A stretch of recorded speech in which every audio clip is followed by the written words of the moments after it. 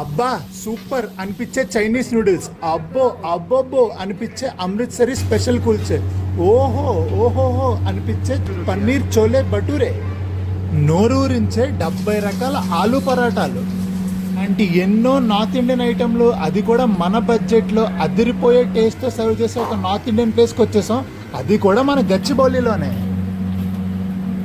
High guys, welcome back to our channel 25 not out. ఈ north Indian restaurant గురించి తెలుసుకోవాలంటే video last వరకు చూసేయండి.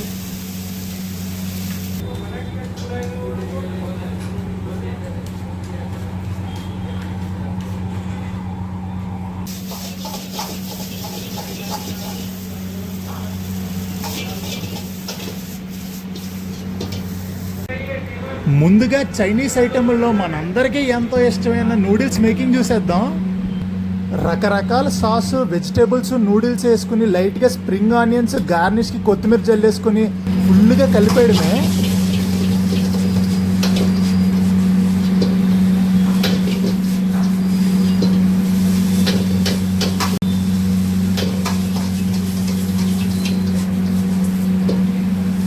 గాల్లోకి ఎంత ఎత్తు ఎగిరినా ఆఖరికి కిందన నా పొట్టలోకి పడాల్సిందే ఈ నూడిల్స్. చూస్తేనే నోరు ఊరిపోతుంది. టేస్ట్ చూసి చెప్తా ఎలా ఉంది అని.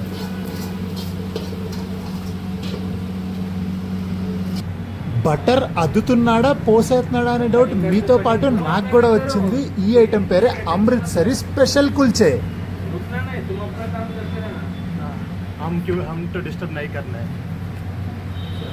ఆల్మోస్ట్ నాతో తినే ప్రతి ఐటెంలో ఆలూ స్టఫింగ్ మాత్రం కామన్ అంతే.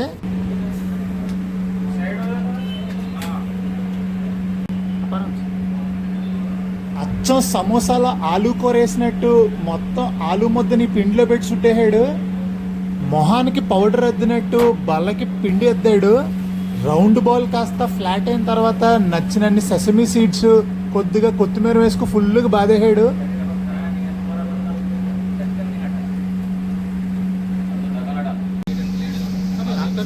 తందూరి ఓవెన్లో పెట్టాక తెల్లగా ఉండే మన కొల్చా ఈ రంగులోకి వచ్చింది. చూస్తేనే అదిరిపోయేలా ఉంది. దీన్ని కూడా పట్టు పట్టాల్సిందే.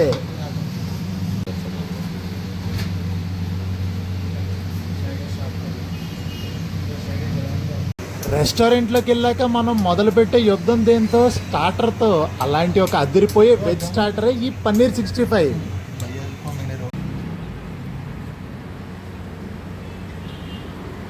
మిగతా రెస్టారెంట్ లాగా బేభత్సంగా కోటింగ్ వేయలేదు. కోటింగ్ తక్కువ, పన్నీర్ ఎక్కువ. అందుకే ఇక్కడ స్టార్టర్కి ఇంత టేస్ట్.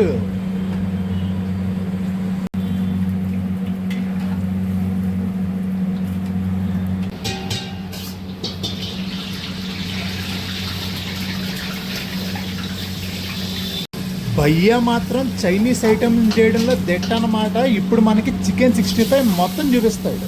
ఓ సారీ, పన్నీర్ 65.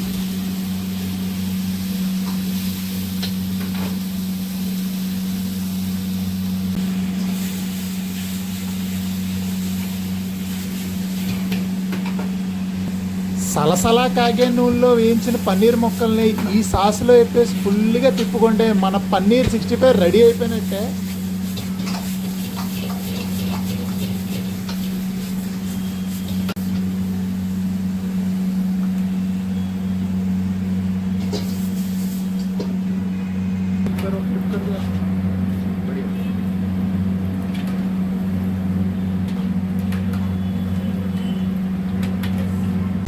ఇప్పుడు మన star item chole bhature making చూసేద్దాం.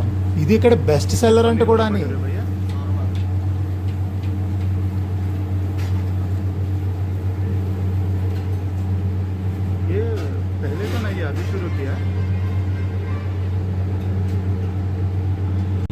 పూరి టేస్ట్ అనేది ఈ పిండి కలపడం మీద డిపెండ్ అయి ఉంటుంది. అందుకే పిండి కలిపేటప్పుడు చాలా జాగ్రత్త వహించాలి.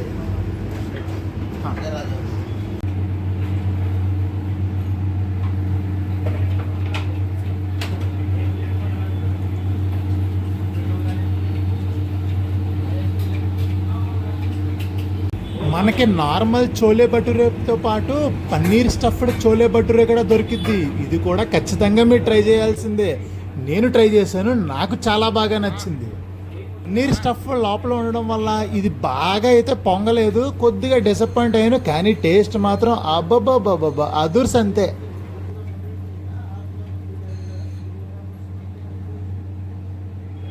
మిగతా అన్ని ఐటెంలు ఒక ఎత్తు, కానీ ఇక్కడ చేసే చపాతీ ఇంకొక ఎత్తు.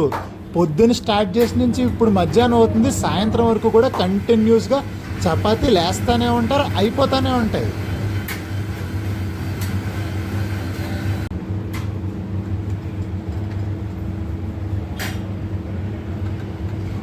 మీరు ఎక్కడెక్కడ అని ఎదురు చూసే ఆలు పరాటా మేకింగ్ చూసేద్దాం. ఇప్పుడు చూసారా స్టఫ్ ఎంత పెట్టాడో లోపల. దేనికైనా స్టఫ్ ఇంపార్టెంట్ అయ్యా, ఏమంటారు?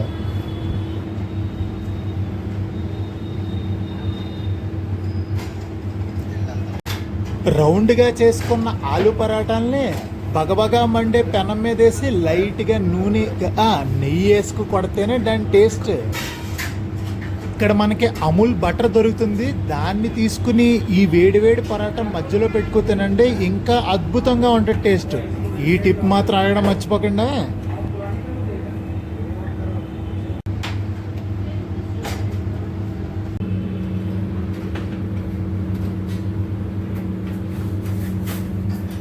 ఇందాకే చెప్పాను కదమ్మా చపాతీలు చేస్తూనే ఉంటారని. ఒక అరగంట తర్వాత వచ్చినా మళ్ళా చపాతీలే చేస్తున్నారు, అందుకే మళ్ళా రికార్డింగ్ చేసేసాం.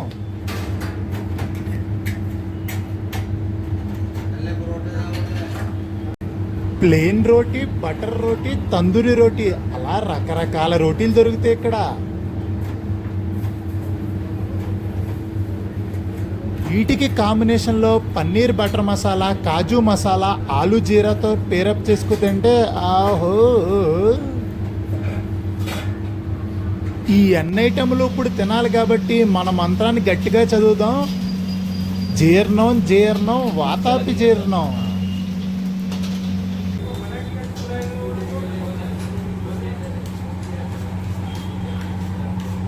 ప్లేస్ పేరు వచ్చేసరికి ఓయ్ పంజాబీ, గచ్చిబౌలి ఓఆర్ఆర్ దగ్గరే ఉంటుంది.